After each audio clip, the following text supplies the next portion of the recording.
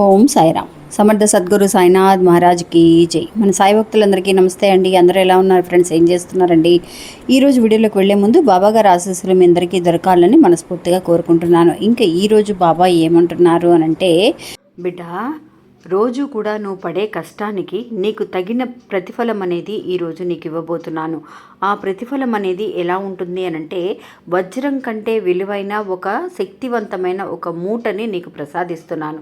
ఆ మూట ఎందుకోసం నాకు ఇస్తున్నావు బాబా అని కానీ, ఎందుకు ఏం చేయాలని సందేహం అనేది లేకుండా ఒక్కసారి నేను చెప్పబోయే ఈ మాటల్ని ఆలకించు అని చెప్పి బాబా మనకి ఒక గొప్ప సందేశాన్ని ఇస్తున్నారండి.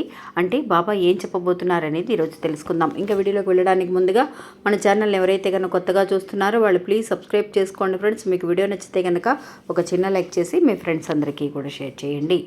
మీరు ఇంతవరకు కూడా ఎంతోమంది దగ్గర జ్యోతిష్యం చెప్పించుకొని అలసిపోయి ఉంటారు. కానీ నేను ఒక గురువు గారి గురించి తెలియజేస్తానండి.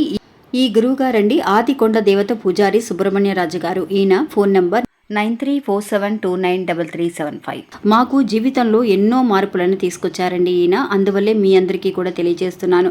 ఈ గురువు గారు చెప్పింది చెప్పినట్టుగా జరుగుతుందండి. అది కూడా కొన్ని రోజులలోనే. అంటే భార్యాభర్తల మధ్య గొడవలు, విదేశీ ప్రయాణం ఆలస్యం అవడం, ప్రేమ, పెళ్లి, సంతానం లేకపోవడం, కోర్టు సమస్యలు, గృహము మరియు కుటుంబ సమస్యలు, ధనం అనేది చేతిలో నిలబడకపోవడం, నమ్మిన వ్యక్తి మోసం చేయటం, స్త్రీలకు పురుషులకు సంబంధించిన గుప్త సమస్యలు ఎటువంటివైనా సరే కొద్ది రోజులలోనే పరిష్కరిస్తున్నారండి. అది కూడా ఒక ఫోన్ కాల్ ద్వారా. మీరు ఒకసారి ఆయనకి కాల్ చేసి చూడండి. ఇంకా వీడియోలోకి వెళ్దామండి.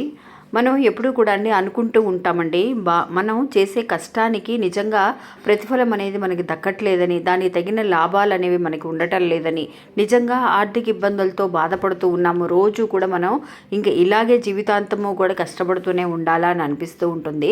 నిజంగా అండి, ఇప్పుడు చెప్పబోయే ఈ విషయము ఇది నిజంగా జరిగిన ద్వారకామాయిలో బాబా ఉన్నప్పుడు ఆ భక్తుడికి బాబా చూపించిన ఒక అద్భుతం అండి. ఒక నిజంగా వజ్రం కంటే విలువైన ఒక మంచి ఒక మాట అని కూడా చెప్పవచ్చు. ఆయన ఎలాంటి ఒక అద్భుతం చూపించారు. మన నమ్మకానికి కానీ లేదంటే మన పడే కష్టానికి ప్రతిఫలం అనేది ఏ విధంగా ఉంటుంది, ఎంత గొప్పగా ఆయన చూపించబోతారనేది మనం ఒక చిన్న కథ ద్వారా తెలుసుకుందామండి. ద్వారకామాయిలో అండి బాబా ఉన్నప్పుడు ఒక భక్తుడు అండి, బాబాకి ఎప్పుడు ఆ భక్తుడికి ఒక చిన్న పొలం అనేది ఉందండి. ఆ పొలంలో పండిన పంటంతా కూడా కష్టపడి, అంటే వర్షం పడినా, వర్షం లేకపోతే వాళ్ళకి లాభం వచ్చినా రాకపోయినా సరే, అంటే పంట ఉండదు కదా సరిగ్గా, అప్పుడు లాభాలు, ఆ పంట సరిగ్గా లేక లాభాలు ఉన్నా లేకపోయినా సరే వచ్చిన పంటలోనే ఎప్పుడూ కూడా బాబా దగ్గరికి ఆ ద్వారకామాయికి వచ్చి ధాన్యాన్ని కొంచెమైనా సరే అక్కడ ద్వారకామాయిలో ఉన్న భక్తులందరికీ బాబాకి సమర్పించడం అనేది జరిగేదండి. బాబా ఇంకా అక్కడ ఉన్న భక్తులందరికీ ఇచ్చేవారంట. అలాగా చేస్తూ ఉన్నప్పుడు నిజంగా ఎప్పుడు కూడా తన కష్టాన్ని మనసులో ఉన్నా కూడా బాబాకి చెప్పుకోకుండా, నిజంగా అంటే వర్షాలు లేవని, అసలు పంట పండించడానికి ఎరువులు కొనడానికి కూడా తన దగ్గర డబ్బులు ఆదాయం లేదని బాధపడుతూ ఉన్నా కూడా బాబా దగ్గరికి వెళ్ళి ఎప్పుడు చూపించుకునేవాడు కాదండి. ఆయన నిజంగా ఎందుకు బాబాతో చెప్పడం, బాబాని బాధ పెట్టిన వాళ్ళం అవుతాము అని చెప్పి ఉన్న దాంట్లోనే సర్దుకుపోతూ ఉండేవాడు అనమాట. ఒకసారి ఏమైంది అనంటే, పంటలు అస్సలు వర్షాలు అనేవి లేకుండా నిజంగా పంట అనేది లేదండి. లేకపోయినా సరే అంత కష్టపడుతూ తను చేసిన దాంట్లోనే ఏదో బయట వాళ్ళ దగ్గర కొనో ఏదో ఒక అప్పు చేసో ఎలాగో బాబాకి ఇవ్వాల్సిందే, నేను ఈ ధాన్యాన్ని సంవత్సరము కూడా అతను ఇవ్వడం అనేది తను ఒక ఆనవాయితీగా పెట్టుకున్నాడు అనమాట. అంటే తనకు అదొక నమ్మకం అనమాట బాబాకి చేయాలి అనేది. అలా తీసుకెళ్ళి ఇచ్చాడండి ఆ సంవత్సరం. అప్పుడు తను చాలా మన మొహంలోనే కనిపిస్తుంది కదా, మనం ఎంత బాధపడుతున్నామో, విచారంగా ఉన్నామా, సంతోషంగా ఉన్నామా అనేది మన మొహాన్ని చూస్తే తెలిసిపోతుంది. ఆనందంగా ఉన్నామా లేదా అని.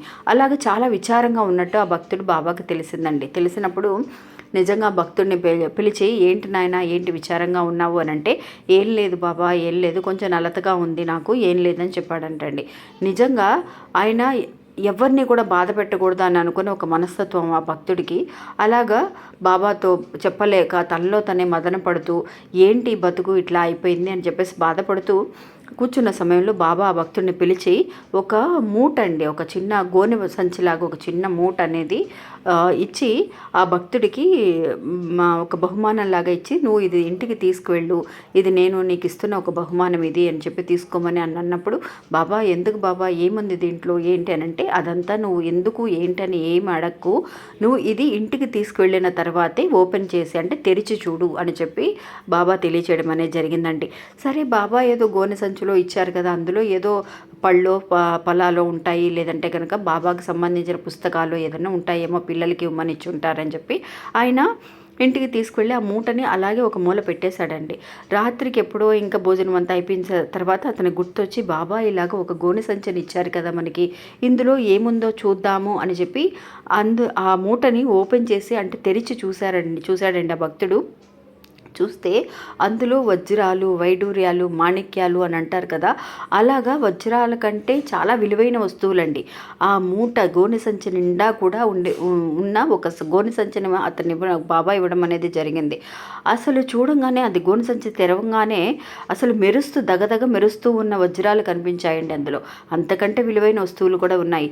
అతనికి ఏమీ అర్థం కాలేదు, ఏంటి అతని ముందు ఎప్పుడు కూడా చూసింది లేదు, అలాంటి ఒక వస్తువుని చూసింది లేదు. ఇంకా ఆ మూటను అలాగే ఆ సంతోషంలో ఏం చేయాలో తెలియక బాబా దగ్గరికి పరిగెత్తుకుంటూ వెళ్ళి, బాబా ఏంటి బాబా నాకు ఇలాగా ఇది ఇచ్చారేంటి బాబా అని అంటే, నువ్వు ఇన్ని రోజులు పడ్డ కష్టానికి, అంటే నీ కష్టం నాకు కూడా తెలియకూడదు, నాకు కూడా చెప్పకూడదు అన్న ఒక నమ్మకానికి నేను నీకు ఇస్తున్న ప్రతిఫలం ఇది. వజ్ర వైడూర్యాలు, మాణిక్యాలు అని చెప్పేసి అని అంటాం కదండి, అది ఆస్తులతో మనం ఎలాంటి ఒక విషయంతో పోల్చలేని ఒక వస్తువులండి అవి.